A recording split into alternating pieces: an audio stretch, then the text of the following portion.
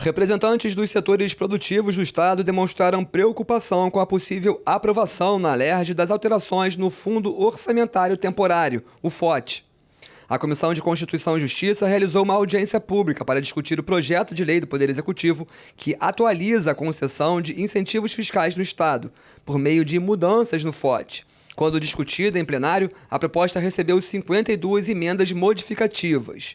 A expectativa do governo é de que, com a aprovação da medida, sejam injetados cerca de 2 bilhões de reais nos cofres estaduais, um incremento de 1,27 bilhão em relação ao valor atualmente arrecadado pelo fundo. Do jeito que foi encaminhado aqui para a LERJ, esse projeto apresentado pelo Poder Executivo, que prevê uma atualização dos incentivos fiscais concedidos aqui no estado do Rio de Janeiro, ele apresenta 2 cenários diferentes. Para as empresas que são beneficiadas e que possuem uma contrapartida onerosa, existe um aumento previsto passando de 10% para 18,18%.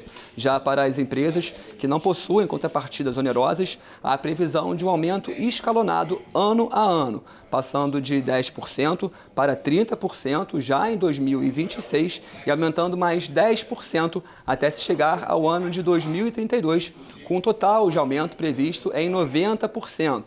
2032, porque é exatamente neste ano em que passa a valer as novas regras impostas pela aprovação da reforma tributária. Durante a reunião, o secretário de Fazenda, Juliano Pascoal, fez uma apresentação para explicar o porquê da readequação dos incentivos através do FOT, atribuindo, entre outros motivos, a queda da arrecadação tributária, cerca de 21% nos últimos anos, e a redução na arrecadação dos royalties de petróleo à necessidade de mudanças. As razões do FOT, portanto, da apresentação desse projeto, em parte estão ali presentes, em parte porque essa queda que aconteceu é vertiginosa, elevadíssima, e o caixa do Estado não aguenta. A política pública não pode ser oferecida porque o Estado não produz bens.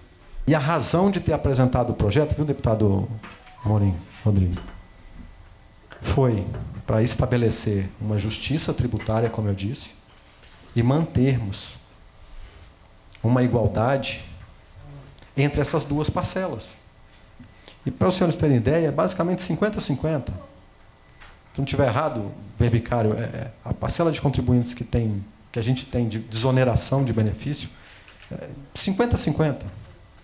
Então, assim, é mais do que justo fazermos essa atualização.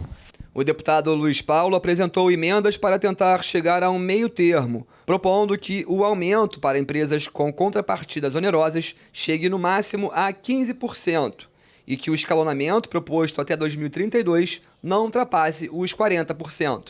Uma das funções do parlamento é fazer mediação de conflito, né? Não está havendo acordo, né? Por enquanto, né? E as emendas que produzir, elas buscam manter o FOT, haver acréscimo do FOT, mas não em 8,18% a mais, somado aos 10 já existentes. Então eu sempre prefiro uma posição que medie os conflitos e seja bom também para o Estado do Rio de Janeiro, e não seja um horror para os empresários. Presidente da Comissão de Orçamento da LERJ, o deputado André Correia, lembrou que o atual cenário tributário e fiscal do Estado só não é pior do que em 2015, quando os servidores chegaram a ter salários atrasados. O parlamentar se mostrou sensível à proposta do governo, mas também às demandas dos setores produtivos, que se instalaram principalmente no interior do Estado, graças aos incentivos fiscais.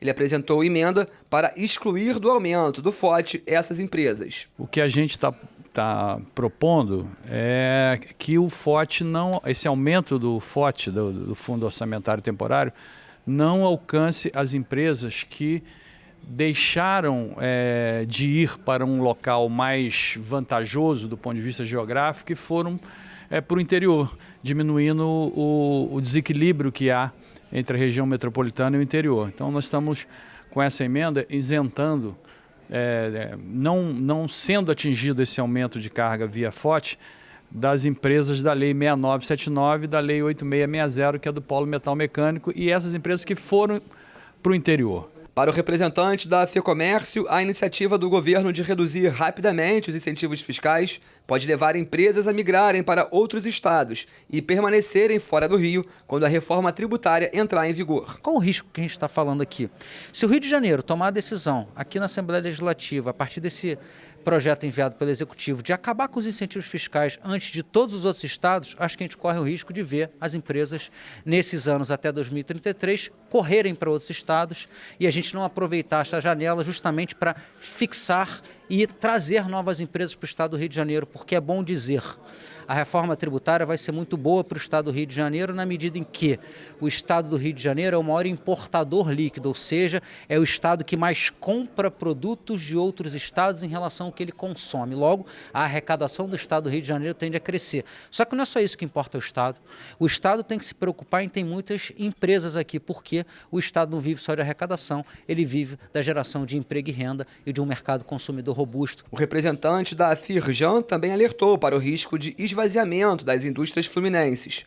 Ele se posicionou contra o projeto e defendeu ao menos a aprovação da emenda do deputado Luiz Paulo, que propõe um reescalonamento mais moderado para as empresas com benefícios não condicionados. A gente entende que isso viola a segurança jurídica, sobretudo daquelas empresas que têm incentivos fiscais condicionados.